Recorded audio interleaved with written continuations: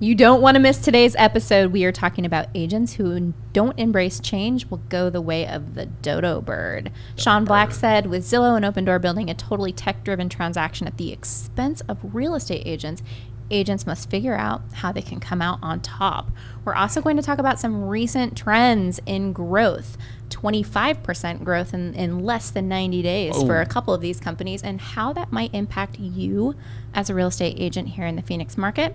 And we're going to talk about some ways that you can just grow your business and combat all of this new technology coming into the real estate space. Stay with us. This is the iBuyer Experiment Podcast, how technology is changing real estate, with your hosts, Kayla Leos, Jason Leos, Keith Howard, and Elliot Tomaszewski. Please consider subscribing so you're notified when we launch new podcasts. Let's go. You got to say it and mean it. Welcome to the iBuyer Experiment. Hey, yo. Brought to you by Zoodealio. Yeah. Zoodealio. Reminds Hey, me guys. of the Budweiser commercial. The Budweiser. You're going to offend somebody. Uh-oh. Just stop. Okay, sorry. I don't drink kidding. beer. All right, I want to talk right away about this headline on Inman. It says, agents who don't embrace change will go the way of the dodo. Dodo bird. All right, listen to this first sentence of this article. It's written by Sean Black, who is the CEO of Knock. And the first line is, with Zillow and Opendoor building a totally tech-driven transaction at the expense of real estate agents, agents must figure out how they can come out on top. All right. Man, so what do you think that means? Like, that's quite the statement. That is bold. I mean, talk about alienating your audience. Inman is a news publication for real estate agents specifically.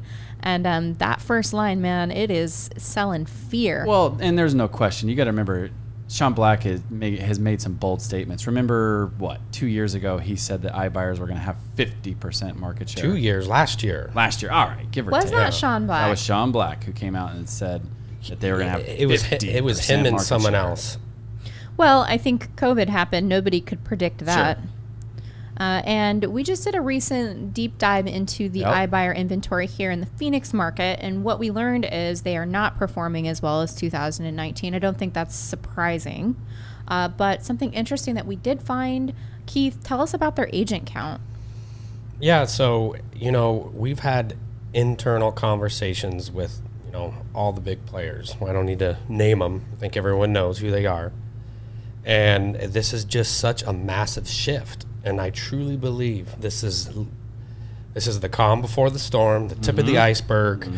We ain't seen nothing yet. So Kayla, was like, well, let's see how many agents they have, because we haven't done that, because they're all turning into brokerages. So we found a trend that when we'll see what happens with Zillow at the beginning of 2021, but they've both hired on, one hired on 17, what was Opendoor, like 25? And they both equated to agent count versus new hire, 25% and 26%, all from Starting in August. August. August to today's agent date. count, right? Yep. Yeah. And so that's a big increase, a 25% increase in They're pouring within money 90 into days. agents versus houses, And- right? That's what that is. They're pouring money. They're locking and loading to go out and they're putting soldiers They're in their recruiting the army. soldiers, right? Exactly. They're putting soldiers on the army to go out there and take some actions to compete for your business, agents. They're going to be sitting at that table. They're going to be taking some listings, Right. Okay, and some buyers. That's some impressive growth in Oh my gosh, a few months- 75 days.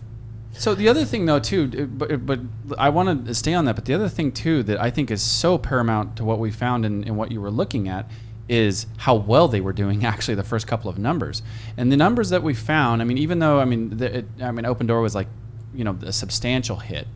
Yet when you consider the fact that they took on no new properties for almost 100 days, and I've been doing this 15 years, and I believe this is probably the busiest market that I've ever been a part of that we're in right now, where if your house is underneath 500,000 and you're not going to price it, 30% over market, you can sell it in hours.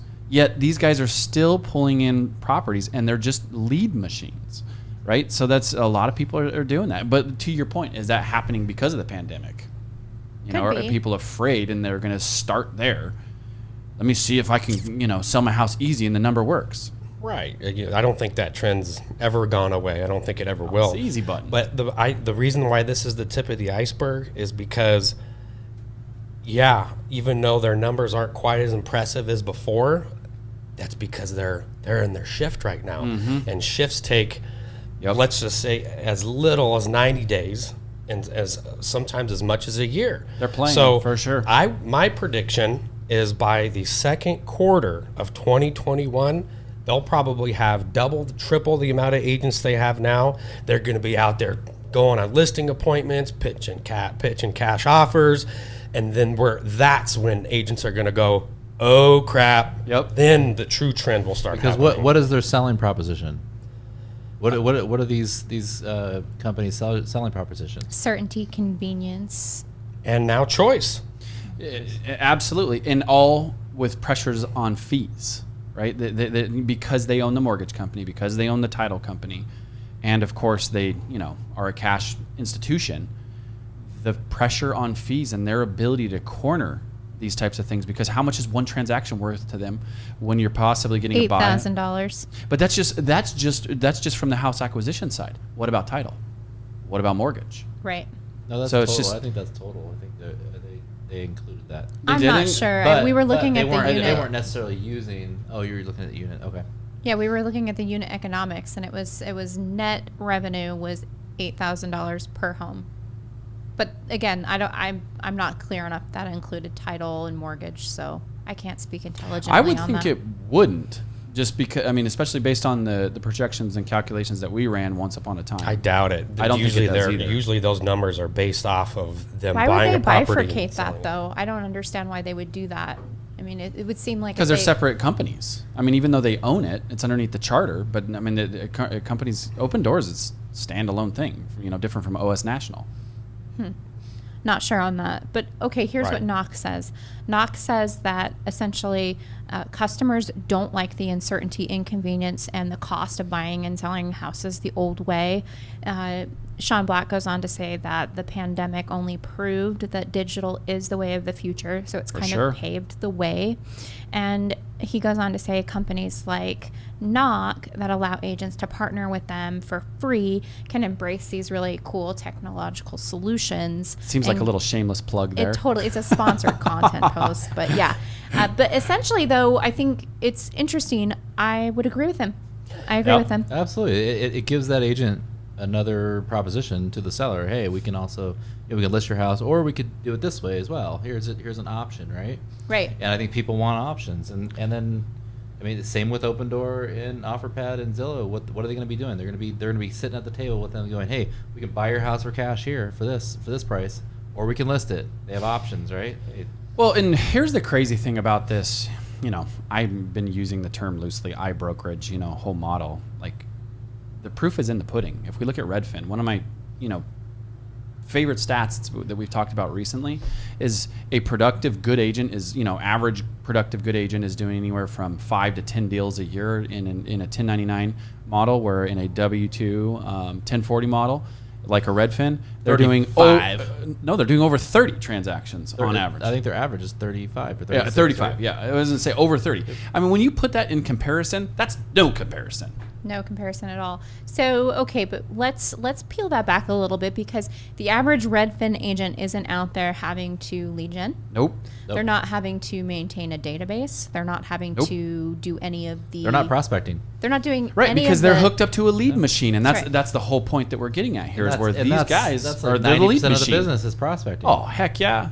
Well, there may be prospect, and they may have to work leads that come in, but it's different when the leads are given to you. They're warm leads. Right. Yeah. They're harvested. There's a value proposition, and not only that, like we've been talking about, with pressure on fees, and whether it's a homie and they're giving incentives to buy, commission back. Yes, this business for so long has been about relationship, but it's now about value. We were just talking, a few days ago about that. A relationship only goes so far until you're going to get $5,000 back, or you're going to sell your house and not pay 10 grand less in fees. But Go ahead, Keith. Go ahead. I was going to say, hey, kudos to them. I mean, we all know that any agent can contest to this, especially if you're just a single agent or you're a small team of 3. You start doing 20, 30 transactions a year, things change. You feel very busy all the time. Sometimes you feel scattered. There's a lot of paperwork. There's a lot of, real estate attention / drama that comes with that with buyers and sellers. So, I mean, that just tells you how dialed in their system and the agents are. So honestly, I think I kudos, my hat's off to them. Yeah, I agree.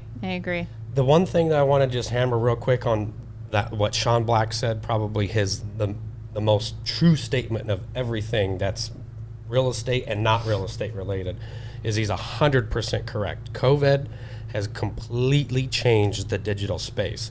I mean, Elliot and I went on an appointment several months ago where a lady, worked for the Food Network or did advertising for the Food Network, and she was talking about them having a 200,000 square foot, warehouse that they worked out of. Nobody's there. The majority of it was housing their servers. I mean, I'm sure a big portion of it was housing Right. their servers. I'm that sure was their complication. Everyone could contest listening to this podcast right now that they know somebody, whether it's in their own personal family or friends, that are working from home that have never done that. So it has proved that everybody now, their mindset is online, digital, from home. Boom. Well, not only that, but they don't want people walking through their house while they're working, right? I mean, if they have to sell their house, they have to move. That's a good point. Are they going to want to have to leave while they're working in their house, or even just with the virus as well? Are they going to want people coming into their house, touching things, touching their cabinets, opening the the doors and hitting? Well, and I'll give us a shameless plug here, right? I mean, I know it's one of our favorite creations that we all thought that it was early and we could have been, some of the biggest trailblazers on it, is the, first start A to Z, list your house, completely transaction online, and to the point of you never have to meet your real estate agent if you don't want to in that circumstance. And there's no question for us and COVID that it has catapulted that into today, not 2 years from now. And these are the types of environments, again, where Sean is obviously making statements there that it's that same type of environment where it's just a digital real estate experience. Yeah. And I read an article the other day about the commission percentages, how they're being attacked by the iBuyer war on real estate, the quiet iBuyer war on real estate commissions. And I'm just going to say right off the bat, we don't have a set commission in real estate. Yep. There are no set No commissions. set commissions. Spoken like a broker. However, Yeah. what we are seeing is definitely a downward pricing pressure on commissions. Yep. Let's talk about Thank you. You're that. saving me from putting my foot in my mouth, right? Well, they're going down, right? That's just the bottom line. If you were on average getting 6% commissions on a listing, 3 years ago, chances are you're getting a little bit less.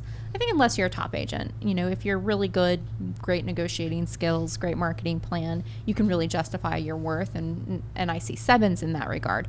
But I think that because a lot of real estate are new agents that come into the business, we've always kind of seen the lower discounting tiered models.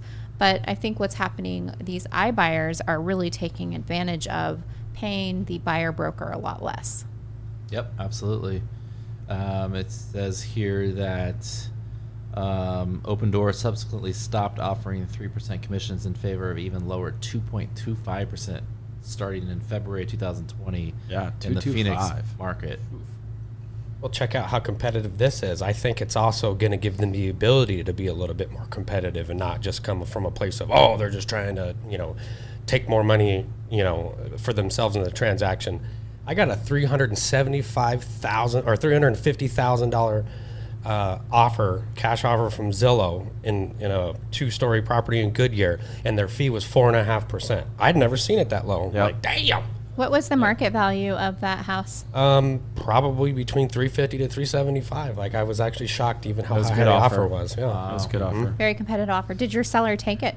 They won't want to wait till after the turn of the year to do anything, so no. But he was very intrigued and shocked that I Yep. could bring him a $350,000 cash offer, and he told me it was very tempting, but his family had they just weren't quite ready. So this is a little bit more high level, but I know, Jay, you just sent an article to the team last night where they were talking about how some of these guys' models can work. And I mean, it's the path is always math, even for these guys. And their Opendoor's cost of money, right, is less than a lot of the other institutional buyers out there, which is in turn allowing them to take on a property for less. They can maximize the remodel, right, and just the cost of service. And when you look at it, I mean, at the end of the day, you can have amazing gross profit, but if your net profit is terrible, you're never going to get to the promised land. And where these guys, they've been able to corner a lot of things and, their cost of money and those types of things, which are allowing their offers to be more competitive, which, a already publicly traded company like Zillow, it makes me wonder, are they trying to buy market share still? Where like those offers that we have there. It makes you wonder. Well, okay. I mean, I think we know the I answer. guess I wanted to be a little invasive there, but yes, they are they're buying they're market definitely share. buying market share. I mean, it's advertising, right? It's branding. But yeah. But let's talk about how that directly affects the agent, right? Like the people that are listening and watching this. That is powerful. It's driving down the commissions, right? It is. Driving down our commission. That's what I'm saying. But the reality is the iBuyer inventory is very low right now. And I think that what I see happen with realtors is they tend to focus on what's happening in the moment and they don't look very far ahead. Yep. And so if you're in this market, you're thinking about this crazy, you get a listing, you put it on the market, you get 50 showings and 10 offers, right, in a matter of a day or two. And so from your perspective, you may not be worried about these iBuyers in the moment. But I think that what, is kind of would behoove you to kind of consider is the fact that they are coming in, they are building their brokerages, they are raising massive amounts of capital. They're poised, Opendoor's poised to go public in a couple years at a $4.6 billion valuation, which some industry analysts are saying may be low. We may look back at that and wish, we'd that's bought so it. Wild, right? Yeah, so it is. It's crazy. And so I think that if you, have a long-term perspective on your business, you really have to be thinking, how am I going to pivot? How am I going to incorporate some of these models? Because the reality is we're not going to have this market forever. It might be another 3 months. It might be another 2 years, but it's not going to be forever. Absolutely. That valuation, kind of does make me think a little bit when you talk about that, because it could be very, very accurate where they're, what are they projecting in an $8,000, times, let's just say 20,000 units, and then obviously, timesing that valuation by 10, and as far as that environment. It's pretty interesting to think about. Like you said, it would probably be less in that circumstance where at $4.6 billion. That's actually a good deal, because when you think about Amazon, granted their unit count is obviously so much higher, but could you imagine where your profit essentially is $8,000 after the in and the out of the widget? That's outstanding. Well, the difference is the frequency, right? Because Yep. people don't buy and sell homes at the frequency that they use a product on Amazon or even that they buy cars, right? I think Yep. that the recent statistic was the average American will move 12 times in their adult life. Yeah. And each time, are they a homeowner? I don't know the data on that. I'm going to say no, right? So maybe they're a homeowner 7 of those 12 times. And Right. if that's the case, that's 7 opportunities to buy and sell, which I would say is pretty high. It's probably less for the average American. Yes, seven units, if you will, or 7 homes. I think that's probably pretty high for the average person. It'd be good for us in the real estate business. I think it's probably pretty average over a lifetime. Is that what we're talking about? Right. It's over a lifetime. But I think, though, as it gets easier, there'll be more frequency. I think easier. I think you're right. I think you're right. If they can get a really good price on their home, and it's they can move quickly and move freely. Well, not only that. That sounds like a tagline. Don't say it. We might get sued. Oh, whoops. Yeah. Move We've quickly. been down. Move freely. Well, and we all know who uses that Yeah. one. Maybe the listeners don't, but Begins with offer, ends with pad. 2 words combined into one.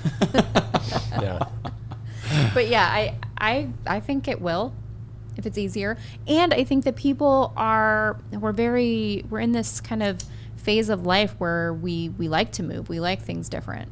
Oh yeah, the younger generation's definitely going to set a different trend than the baby boomers and the ones before them. Well, and, I mean, just everything, right? Tech makes everything more transient, easier. I mean, look at how you, I mean, again, obviously we've talked about this many times, but just how you transact, right? Like where once upon a time, people wouldn't go buy clothes or shoes or anything without trying them on. Now, the amount of clothes that are purchased, on Amazon, or through online applications is over the top. I mean, think about how many things we all do online that once upon a time you never thought that you would. And there's no question that big tech sees the ripe for picking real estate industry, right? I mean, that's why we were talking about beforehand that, why this disruption has happened. And when you're talking about something that's been set in their ways for roughly 100 years, it 100% is, and it hasn't, the innovation has been next to nothing for 100 years. And I mean, when you're the power of the internet, that's just insane what can come in, and it's ripe for the picking. So what can the agent be doing right now? Like let's talk about exactly what I want. What are some agent what are some of the things that we can be doing, or agents that the agent doesn't have a product to offer, like, hey, we'll buy your house, I'll buy your house in cash, or I'll list it. Or trade in your house, I'll buy your new one, that sort of thing. What can the agents be doing? Well, I have an idea. This is so freaking fundamental. Just organize your CRM. There you go. Right? Yep.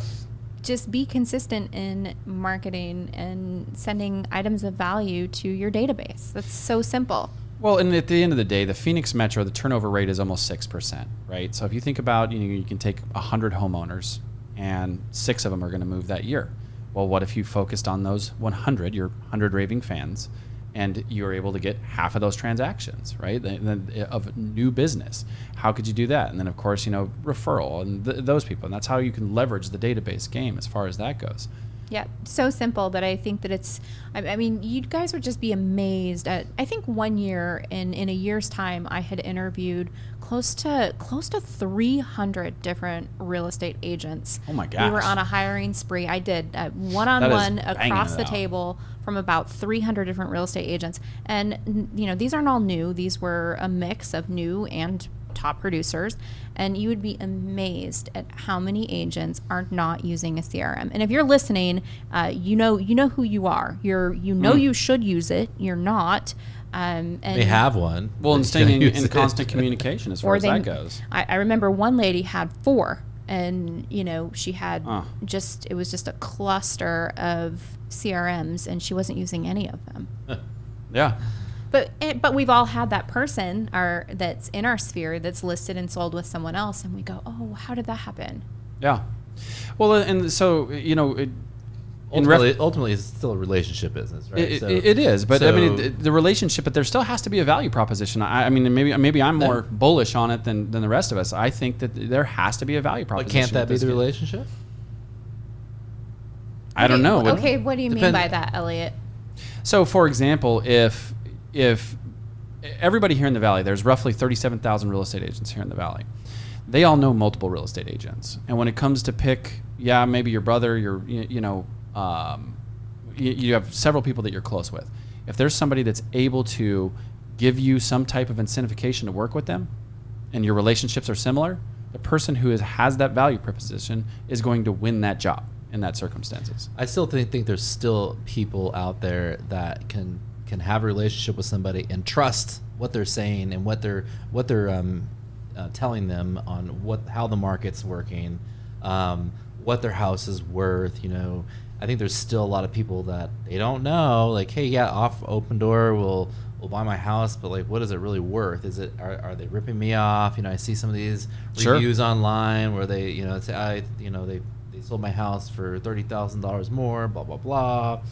But I think there's still that relationship piece, that's still the connection with somebody face to face, going, hey, I know you. I've sold multiple homes to you. Yeah. I've gotten your back. You've made money, by buying homes and selling homes with me in the past. So, I still advisor. Think there's still that. So it's using the CRM, having communications with the people that are your raving fans, right? Mm-hmm.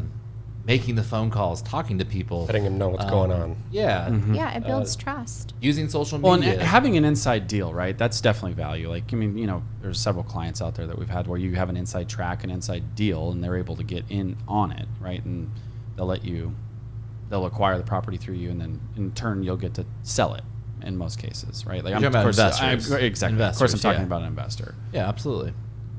Yep. What But- other things? We only have a couple minutes left. So one of the biggest things I want to talk about is everybody starting to look at their digital footprint themselves, like that's readily available through social media. I know that's one of the things we've started to kind of look at and plug into more here is how do we be consistent on that social media? And it's one of the things that all agents are already there. When you start liking and commenting on certain things versus just mindlessly scrolling through it, you have a built-in CRM right there. Right, most agents have hundreds and hundreds, if not thousands, of friends when it goes through that. So start liking, commenting, those types of things. And I mean, this isn't earth-shattering stuff, but the work is work. And if they let them know that they're taking an interest in their life, a lot of times people want to reciprocate as far as that goes. 100%. Couldn't agree more. It's a law of reciprocity. Yep, I know we could probably ramble all day, but we're Out of time. Yep, we're about right at the end. Sorry. No, it's Did you good. cut us off too soon? All right, we'll catch you on the next one. Catch you on the flip side. Lip.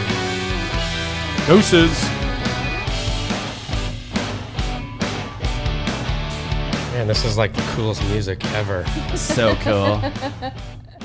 Bye. We truly appreciate you taking the time to be with us here today on the iBuyer Experiment podcast. Please remember to like and subscribe so that you're notified when we launch new podcasts. We'll catch you on the next one. Show you the money.